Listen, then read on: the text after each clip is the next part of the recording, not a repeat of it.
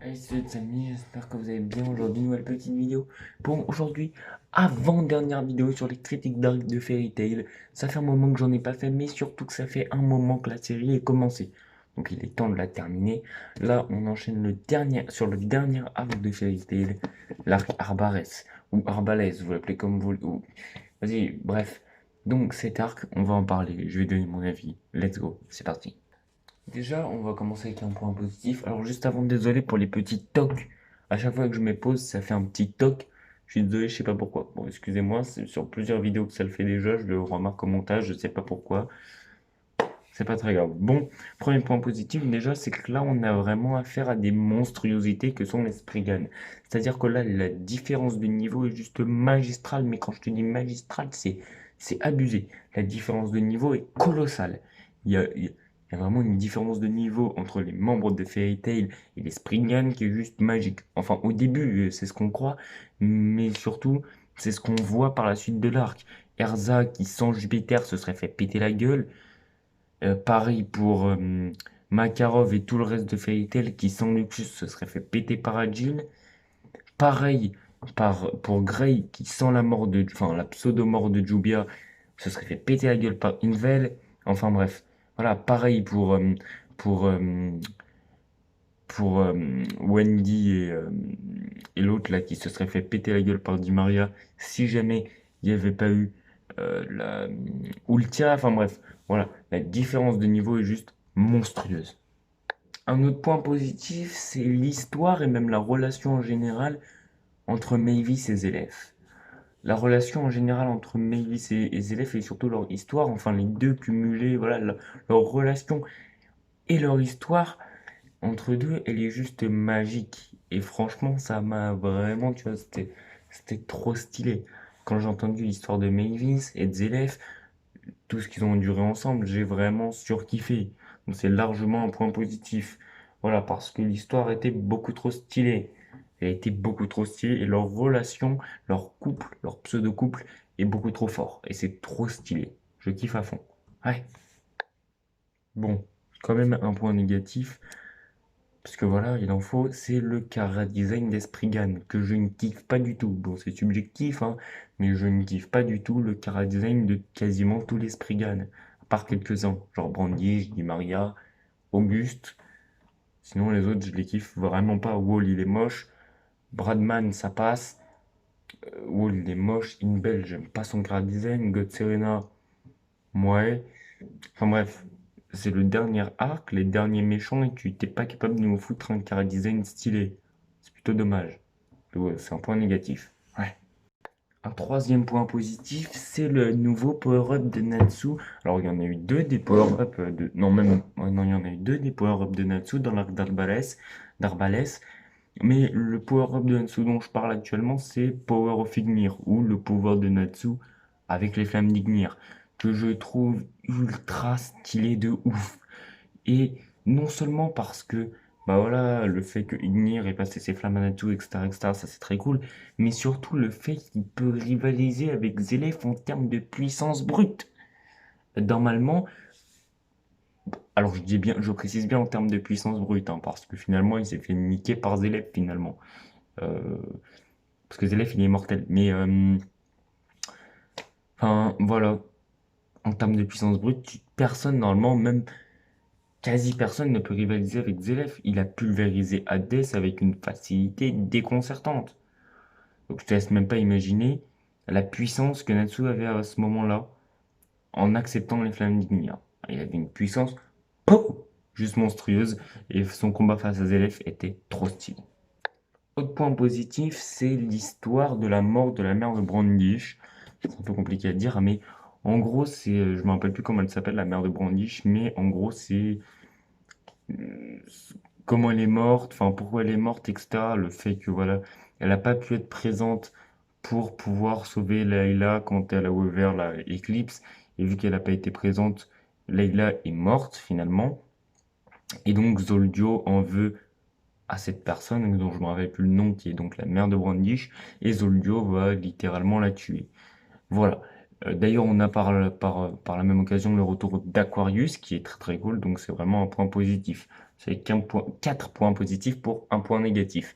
Mais, euh, mais voilà, c'est vraiment un point positif le fait qu'on ait le retour d'Aquarius comme ça et, euh, et, et- et- et surtout l'histoire. Qu'on découvre déjà comment la mère de Brandish est morte et surtout pourquoi Brandish est devenue méchante finalement. Parce que Brandish a cru que c'était Layla qui avait tué sa mère, mais pas du tout, c'est Zoldyot. Voilà, trop stylé.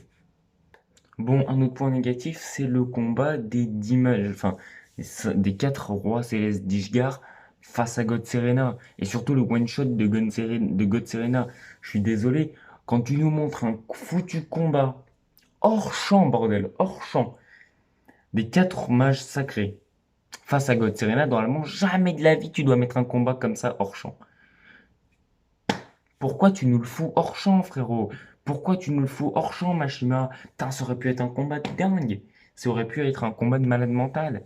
Et surtout, tu nous dis que God Serena, il est surpuissant, et bim, il se fait one shot en un coup. Donc one shot, hein, par Akno. Par Aknologia. Au pire, hey mec, Machima, tu nous fais un combat de, je sais pas, tu nous fais un combat de 5 chapitres sur face aux 4 rois célestes d'Ishgard, tu nous fais, je sais pas, 2 chapitres face à Knologia. Sans déconner. Un combat, c'est hors champ. Un autre, God Serenade se fait one shot. Sans déconner. Non, faut arrêter, Machima, tu nous prends pour un con. Bon, cinquième point positif, Di Maria. J'ai pas à me justifier. Di Maria. Sixième point positif, le combat contre Neynhart et ses Historia. Oui, parce qu'en fait, j'ai vraiment kiffé à 200% ce combat.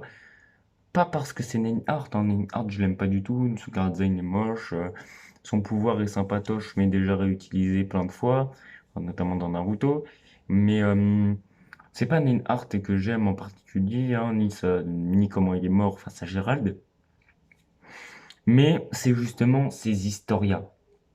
Le fait qu'il peut créer des personnes, enfin réincarner des personnes que des gens ont déjà vues ou ont déjà côtoyées, déjà connues, etc. Pourquoi? Parce qu'en fait, tu vois, toutes les personnes comme Léon et Grey, Erza, peuvent en fait. On a une scène. Oh là, excusez-moi, pardon.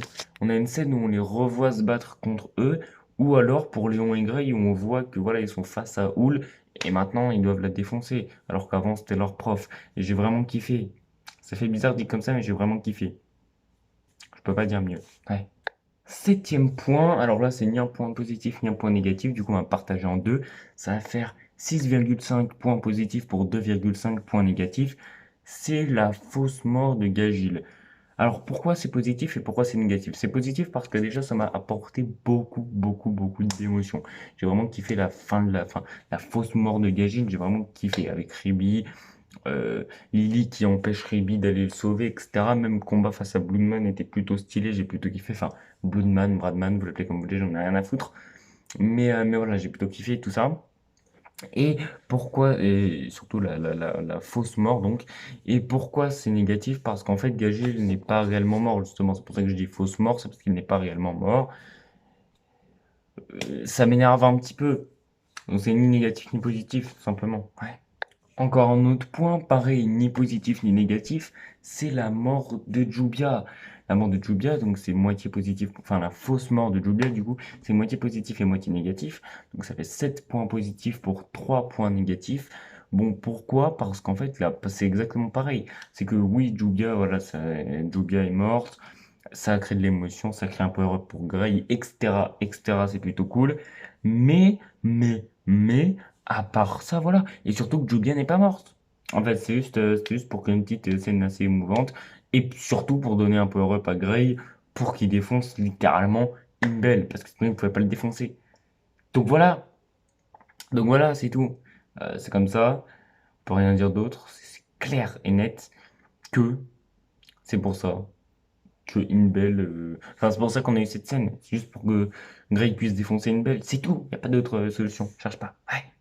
Bon, ensuite, c'est pareil, la mort de Makarov, c'est ni positif ni négatif. Enfin, la fausse mort du coup de Makarov, c'est ni positif ni négatif.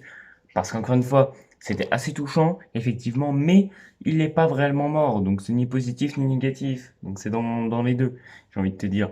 Comme tout à l'heure, enfin, comme pour les autres morts, enfin, les fausses morts du coup dans leur Calvares. Voilà, donc ça fait 7,5 points positifs pour 3,5 points négatifs. Et un autre point positif, hein, c'est tout simplement le combat Natsu en mode Yendi vs Grey en mode Mark de Dragon Slayer, j'allais dire, mais de Demon Slayer, avec sa marque de chasseur de démons, qui est ultra stylé. Et ce combat me fait énormément penser au tome 26 de Naruto, avec le combat Naruto mode Kyuubi vs Sasuke mode marque maudite. Ça me fait exactement penser à ça, et c'est exactement pareil, enfin, c'est quasiment pareil. Enfin, je parle pas du combat, hein, mais leur mode. Voilà. Le mode Yendi me fait énormément penser au mode Chakra de Kyuubi de Naruto. Et le mode Mark enfin, Demon Slayer de Grey me fait énormément penser au mode de Mark Maudite de Sasuke. Bon, autre point négatif, les gars, c'est que tout simplement, on a Sting qui arrive à vaincre Arcade. Et ça, c'est une incohérence de puissance d'un niveau suprême. Mais vraiment, là, t'es sur une incohérence de puissance, mais d'un niveau juste monstrual. Ça se dit pas monstrual, je m'en fous. Voilà, c'est n'importe quoi. Ouais. Bon, autre point positif, c'est tout simplement l'histoire d'Aileen, qui est ultra touchante. Je kiffe l'histoire d'Aileen, voilà. Je kiffe vraiment l'histoire d'Aileen et elle est stylée de ouf. Pour moi, c'est une des meilleures histoires de Fairy Tail. Sans vous mentir, je déconne même pas. Ouais. Autre point positif, c'est justement le combat face à Aidin, hein. Donc ça fait 10,5 points positifs pour 4,5 points négatifs. Mais le combat face à Aileen, est-ce qu'on en parle? Il est beaucoup trop badass, il est beaucoup trop stylé. La mort de Aileen à la fin, quand elle se suicide, plah, coup de sabre dans le bide, plah, et elle dead. Alors qu'elle aurait pu tuer Erza parce qu'elle n'arrive pas à tuer sa fille. C'était trop stylé et beaucoup trop intense. Voilà, je le dis. Ouais. Bon, un autre point positif encore, c'est la tristesse de la mort de Rackade. La mort de Rackade, pardon, elle est non seulement très stylée, mais aussi très triste. Voilà, on va pas se mentir, la mort de Rackade, elle est très stylée, elle est très badass, mais elle est triste de ouf. Voilà, moi j'ai kiffé la mort de Rackade, mais j'étais trop triste. C'est un point positif. Ouais. Et puis dernier point de la vidéo, c'est ni un point négatif ni un point positif, c'est la mort de Zélef. La mort de Zélef qui est ni un point positif ni un point négatif pour moi, parce que elle est ni bonne ni mauvaise. Franchement, j'ai kiffé la fin avec Maëlys qui meurt et Zélef aussi, du coup, enfin bref, j'ai plutôt kiffé ça. Mais bon, voilà, donc ça fait 13, 12, 12 points positifs pour 5 points négatifs. Voilà, si la vidéo vous a plu, pouce bleu, abonnement, commentaire, partage. Dès que je peux, je sors la vidéo top de mes arcs préférés dans Fairy Tail, qui sera le dernier critique d'arc dans Fairy Tail. Sur ce, moi je vous dis à bientôt pour de nouvelles vidéos. Bye et à plus.